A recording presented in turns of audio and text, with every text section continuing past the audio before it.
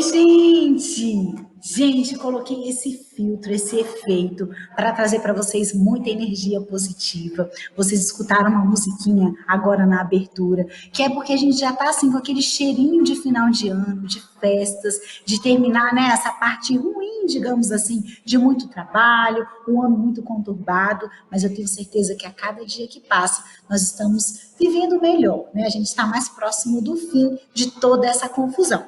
Vou trazer para vocês um conteúdo muito importante, gente, que é o conteúdo de gráfico, que está dentro da parte de estatística. Gente, foi uma parte da matemática que nós já tivemos a oportunidade de trabalhar um pouquinho quando a gente falou sobre gráfico de segmentos, quando a gente falou sobre gráfico de colunas, gráfico de setores, e hoje a gente vai aprofundar no gráfico de segmentos, que é um gráfico que vocês já tiveram a oportunidade de trabalhar tanto em anos anteriores quanto no sexto ano, tá?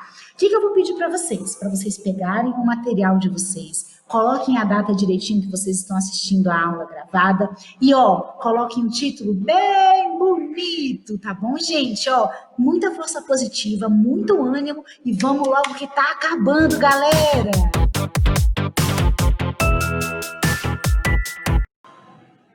Isso aí, minha gente, gráfico de segmentos. Anotaram aí no caderno? Então vamos lá. Primeira coisa que a gente tem que saber é o que são gráficos. Gráficos são representações que facilitam a análise de dados, os quais costumam ser dispostos em tabelas quando se realiza pesquisas estatísticas. Então vamos relembrar essa parte. Se a gente precisa, por exemplo, fazer uma pesquisa de opinião, eu vou perguntar para os meus alunos qual é o sabor preferido deles de um sorvete. Então eu dou lá 3 opções: chocolate, morango ou flocos. Quando eu fizer a captura dessas informações, quando eu fizer aquela pesquisa que eu vou perguntar e tudo, eu vou organizar os meus dados em uma tabela. Essa tabela vai ter ali, ó, o nome dos sorvetes, né, o tipo e a quantidade de pessoas que gostavam mais daquele sabor. Então, a gente organiza essas informações dentro de uma tabela. Depois que essas informações estiverem organizadas na forma da tabela, eu vou transferir essas informações para o meu gráfico. Nesse caso, no caso de hoje, nós vamos trabalhar com o gráfico de segmentos, ok? Gente, vocês estão ligados que deve faltar mais ou menos um mês só para o Natal? Então vamos lá, gente, já está acabando. Galerinha, fique ligado. Aqui eu vou apresentar para vocês informações que são importantes a gente saber para a gente poder construir um gráfico de qualidade, tá? Para que esse gráfico possa cumprir com o papel dele. A primeira coisa é que um gráfico deve ser simples. Gente, simples não quer dizer que não possa ter cor, que não possa ser feito grande, tá? Muito pelo contrário. Simples no sentido de informação. Então, a gente não escreve dentro do gráfico, a gente não faz ali um relato dentro do gráfico. Ele tem que ser fácil de visualização. Então, ele deve ser simples, as informações devem estar dispostas de maneira clara. Muito detalhe quando vocês forem fazer os gráficos no caderno, por conta da malha quadriculada que vocês têm. Respeitem direitinho os pontos da malha quadriculada, coloquem o título, coloquem direitinho a legenda, coloquem um espaço que seja suficiente entre uma informação e outra, para que não fique aquilo muito grudado. Tem gente que quer economizar espaço na folha e acaba fazendo um gráfico muito pequenininho. A gente bate o olho, quase que não dá para entender o que está dizendo ali. Então, faça ele de forma ampla, ali na folha do caderno, se for necessário. Faça um gráfico por página ou divida a página do caderno em 2, no máximo 2 gráficos por página, senão ele não vai cumprir o papel dele, tá? Não deve haver muitas informações, devemos colocar nele somente o necessário, mas a gente não pode esquecer do que é obrigatório: título, legenda, as informações em cada eixo. Pessoal, o gráfico de segmentos, nós já vimos em períodos anteriores que ele tem a mesma característica da construção, a forma de construir do gráfico de colunas. Então, ele é orientado através dos eixos X e eixo Y. Então, faça o eixo direitinho, cada eixo representa uma grandeza. Então, eu tenho aqui, por exemplo, do exemplo que eu dei, dos tipos de sorvete, eu posso colocar no eixo X, que é o eixo que está deitado, o eixo das abscissas, eu posso colocar ali tipo de sorvetes, e no eixo Y, a quantidade de pessoas que quiseram aquele sabor, ou que foi o favorito, tá? Então, escreva direitinho essas grandezas e já separe um lápis de cor, cuidado com a canetinha para não vazar na folha de trás, tá bom? E vamos começar a parte mais legal. Gente, sabe aquela música? Muito dinheiro no bolso, saúde para dar e vender. Fala a verdade, já cantaram pra caramba, não já? Afinal de contas, aí 10, 11, 12 anos que vocês passam de um ano para o outro. Então tem que cantar musiquinha, gente, isso aqui, ó, porque tá acabando, galera! Falta um mesinho só. Gente, voltando aqui, ó. Esse tipo de gráfico aqui, ó, de segmentos, é usado para representar a variação de algum fato ao longo do tempo. Vocês já viram no jornal, quando aparece aquele crescimento de casos de coronavírus ou de algum estado, de alguma região específica, que ele vai mostrando a queda e a crescente, né, dos casos? Esse gráfico ele serve exatamente para isso. Ó, localizem aqui o azulzinho. Olha, houve um decréscimo, categoria 1 para categoria 2. Da categoria 2 até a categoria 4, só foi crescendo, ó, só foi crescendo. Então, a gente consegue analisar, gente, perfeitamente a evolução de alguma informação por um período, tá? Vejam aqui, ó, que a gente tem o eixo Y, que aqui tem a quantidade, e o eixo X que está representando as categorias. Isso aqui são grandezas. É isso que nós estávamos nos referindo agora há pouco, quando eu falei sobre as informações importantes para a gente poder colocar no nosso gráfico, tá bom? Prepare-se agora para o exemplo. Tim, tim, tim, tim, tim. Olha a música! Exemplo 1. Como que esse gráfico aparece nas situações? Prestem atenção aqui, ó. O dono de uma farmácia resolveu colocar à vista do público o gráfico mostrado a seguir, que representa a evolução do total de vendas em reais de certo medicamento ao longo do ano de 2011. Gente, ele fez lá e deixou para o público ver. Olha só, eu tenho aqui no eixo Y, vendas em reais, dinheiro, e aqui no eixo X, os meses, que vai de janeiro até dezembro. De acordo com o gráfico, os meses em que ocorreram, respectivamente, a maior e a menor venda absoluta em 2011 foram. Olha só, aqui no eixo Y não aparece os números, mas ele não está perguntando a quantidade, ele quer fazer uma avaliação de quem tem mais e de quem tem menos. Então, aqui, como ele não quis expor, digamos assim, os valores para o público, ele deixou o gráfico sem os valores, porque mesmo assim a gente consegue perceber quais são os maiores e quais são os menores. Mais uma vez, olha só o que ele quer. Os meses que ocorreram, respectivamente, a maior e a menor venda absoluta em 2011 foram. Maior venda. Onde que está o maior pico, o maior topo? Olha só, vem janeiro, fevereiro, março, abril, maio, junho. Observem que o mês de junho está bem alto. Significa que ele teve uma grande venda. E o mês que está mais baixo foi o mês de, o que vocês acham? Dê uma olhadinha aqui, ó. O mês de agosto. Muito bem. Eu tenho 2 meses aqui, um com a menor venda e o outro com maior venda. Nós falamos há pouco sobre a importância da gente lembrar do que é um segmento. Olha só, pessoal, um segmento é esse pedacinho aqui que eu vou colocar de azul. É esse pedaço. Vejam que ele tem início e ele tem fim. Ele determina que, ó, de fevereiro até março houve um crescimento, ó, o tracinho está subindo.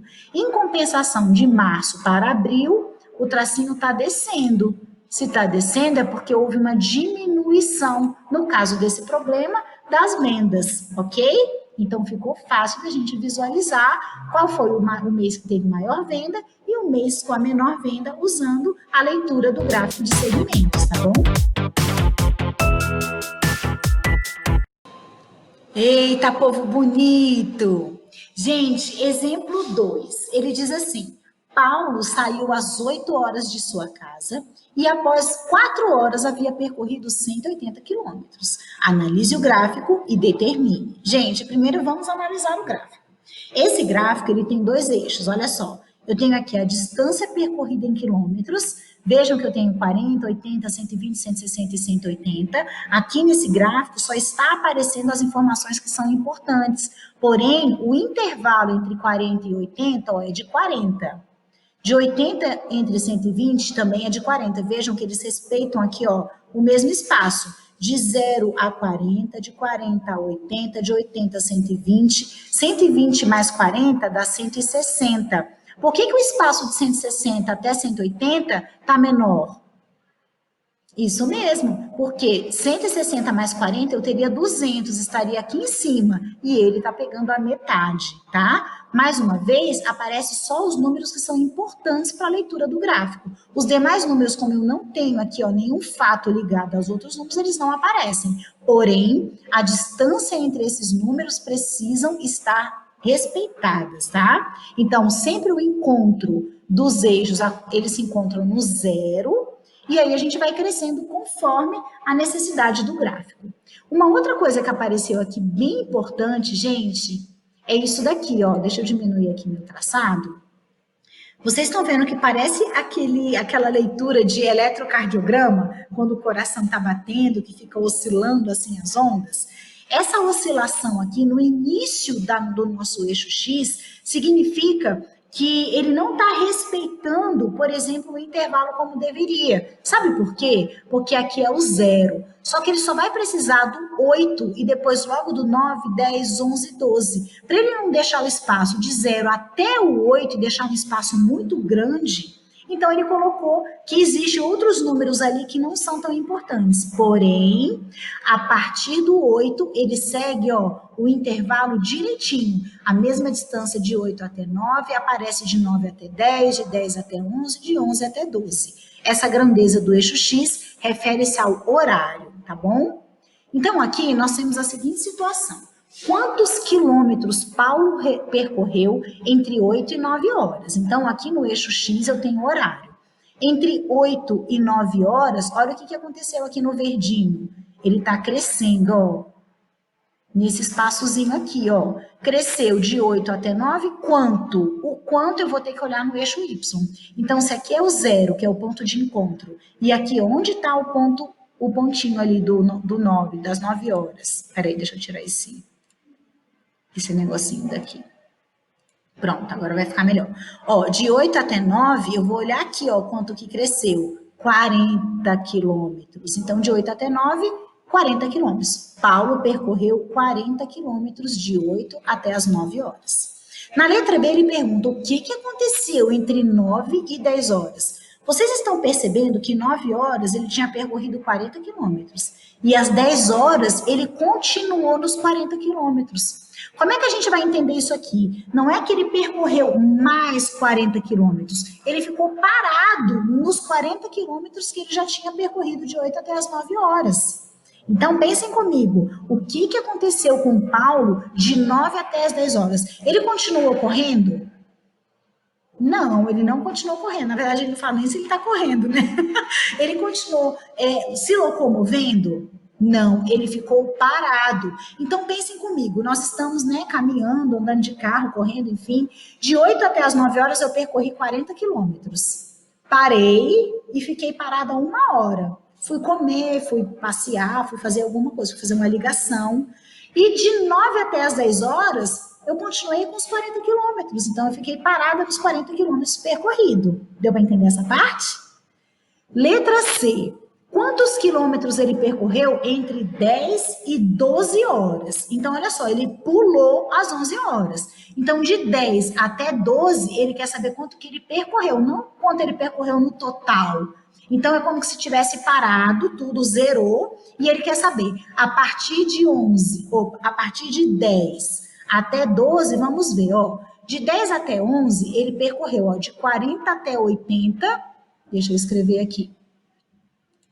De 40 até 80, ele percorreu 40 quilômetros. Então, ó, de 10 até 11, foram 40 quilômetros. De 11 até 12, vamos ver, ó, de 80 até 180. De 80 até 180, percorreu 100. Então, como ele quer saber o que foi percorrido de 10 até 12 horas, então entre 10 e até 12 eu percorri 40 mais 100. Então, eu não, o Paulo, 140 quilômetros. Tudo bem? Se tiver alguma dúvida, manda um recadinho nos comentários. Amores, exemplo 3. No exemplo 3 é uma questão do Enem. Olha só o que diz. A figura a seguir apresenta dois gráficos com informações sobre as reclamações diárias recebidas e resolvidas pelo setor de atendimento ao cliente, que é o saque, de uma empresa, em uma dada semana. O gráfico de linha tracejada informa o número de reclamações recebidas no dia e o de linha contínua é o número de reclamações resolvidas no dia. As reclamações podem ser resolvidas no mesmo dia ou demorar mais de um dia para serem resolvidas. O que eles estão falando? Vamos ver esses gráficos aqui, ó. Então, o tracejado tem uma característica. O de linha contínua tem outra característica. Vamos ver aqui, ó. Deixa eu trazer a minha janelinha ali para cima. O gerente de atendimento deseja identificar os dias da semana em que o nível de eficiência pode ser considerado muito bom, ou seja, os dias em que o número de reclamações resolvidas excede o número de reclamações recebidas. O gerente de atendimento pode concluir, baseado no conceito de eficiência utilizado na empresa e nas informações do gráfico, que o nível de eficiência foi muito bom na segunda e na terça-feira, na terça e na quarta-feira, na terça e na quinta-feira, na quinta, no sábado e no domingo, ou na segunda, na quinta e na sexta-feira. Vamos analisar esse gráfico aqui, ó. Aqui eu tenho o número de pessoas atendidas, né, no eixo Y, e no eixo X eu tenho os dias, quinta, sexta, sábado, domingo, segunda, terça e quarta-feira. Então, um tempinho para a gente analisar.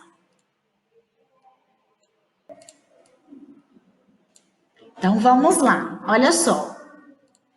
Opa, volta. Aqui, gente, a linha tracejado, essa aqui tem esses tracinhos aqui, ó. Eu até anotei aqui do lado. O tracejado são as reclamações que foram recebidas. E a linha contínua, que é essa azul, são as reclamações resolvidas. Aqui do lado, ele diz que o nível de eficiência é quando a quantidade de reclamações resolvidas é maior do que a quantidade de reclamações recebidas. Então, a gente tem que analisar se o tracejado azul está superior do que o tracejado pontilhado. Por quê? Porque eu vou ter um nível de eficiência maior. Então, vamos analisar aqui, ó. Na sexta-feira, eu tive a maior quantidade de reclamações aqui, ó, no tracejado, e a quantidade resolvida está menor. Sábado e domingo, ó, não funcionou, porque a gente não tem nada. Mas, na segunda-feira, eu tive isso aqui resolvido e isso aqui recebido. Na terça-feira, eu recebi essa quantidade e resolvi essa. Aqui eu tive uma eficiência maior na terça-feira, porque eu resolvi mais do que eu recebi de reclamação. E na quarta-feira também, eu resolvi, ó, uma quantidade maior de problemas do que nós recebemos. Então, o que apresenta o maior nível de eficiência é terça e quarta-feira. Porém, aqui, ó, alternativa B, beleza? Agora é com você. Ó, fiquem tranquilos que é uma atividade só, mas é para fazer com capricho, tá bom? Olha só qual que é. Essa daqui é uma atividade do livro, página 383, questão número 5. Ele diz, observe o gráfico de segmentos e responda às questões. Então, nós temos um gráfico que fala sobre a produção de automóveis na indústria Gama. Eu tenho o número de automóveis produzidos no eixo Y, tem ali a quantidade, e no eixo X os meses em que está representado, né? Essa produção. Então, nós temos julho, agosto, setembro, outubro, novembro e dezembro. Eu quero saber na letra A, qual foi o mês de menor produção de automóveis dessa indústria, de menor? Quero saber na letra B, qual foi o mês de maior produção de automóveis dessa indústria? E na letra C, qual foi a produção total de automóveis no semestre considerado? Qual foi a produção total de automóveis? Ou a palavra total representa o que a palavra total? Isso, gente, isso mesmo, gente. Galera, ó, beijinho, beijinho, tchau, tchau. Beijinho, beijinho, tchau, tchau, tchau. Tchau, gente. Até a próxima, tá bom? Amo vocês. Muito, muito, muito, muito.